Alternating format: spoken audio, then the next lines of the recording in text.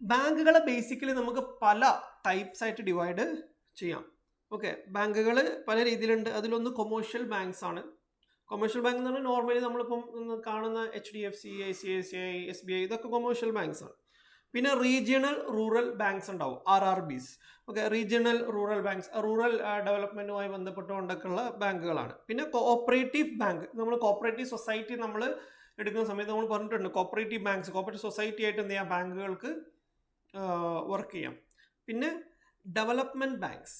Development bank എന്ന് പറയുന്നത് ഇപ്പോൾ നിങ്ങൾ ചിലപ്പം ഫൗണ്ടേഷനിൽ നിങ്ങൾ പഠിച്ചിട്ടുണ്ടാവും, എന്താണ് നമ്മൾ ബാങ്കുകളുടെ ലിസ്റ്റുകൾ പറയുന്ന സമയത്ത് development bank, industrial development, IDBI എന്നൊക്കെ പറഞ്ഞ കുറേ ബാങ്കുകൾ ഇൻഡസ്ട്രിയൽ ഡെവലപ്മെന്റിനൊക്കെ വേണ്ടിയിട്ട് നമ്മൾ ബിൽഡ് ചെയ്തിട്ടുണ്ടാവും. അതേപോലെ തന്നെ നബാർഡ് അഗ്രികൾച്ചർ ഡെവലപ്മെന്റ് ബാങ്കാണ്. ഓക്കെ, അപ്പം അങ്ങനെയുള്ള ഡെവലപ്മെന്റ് ബാങ്കുകളും നമുക്ക് കാണാൻ പറ്റും. പിന്നെ പേയ്മെന്റ് ബാങ്ക്സ്. പേയ്മെന്റ് ബാങ്ക്സ് എന്ന് പറഞ്ഞു കഴിഞ്ഞാൽ ഇന്നിപ്പോൾ നമ്മൾ കാണുന്ന, നമുക്ക് പേയ്മെന്റ് നടത്താൻ വേണ്ടിയിട്ട് നമ്മൾ ഓപ്പൺ ചെയ്യുന്ന ബാങ്കാണ്. ഇപ്പോൾ നമുക്ക് Paytm പേയ്മെന്റ് ബാങ്ക് ഉണ്ട്, എയർടെൽ പേയ്മെന്റ് ബാങ്ക് ഉണ്ട്, ഇപ്പോൾ ജിയോ പേയ്മെന്റ് ബാങ്ക് വരുന്നുണ്ട്. ഓക്കെ, അപ്പോൾ എന്താണെന്ന് വെച്ചാൽ നമ്മൾ കുറച്ച് പേയ്മെന്റ്, ചെറിയൊരു എമൗണ്ട് നമ്മൾ അതിലേക്ക് ഇടും.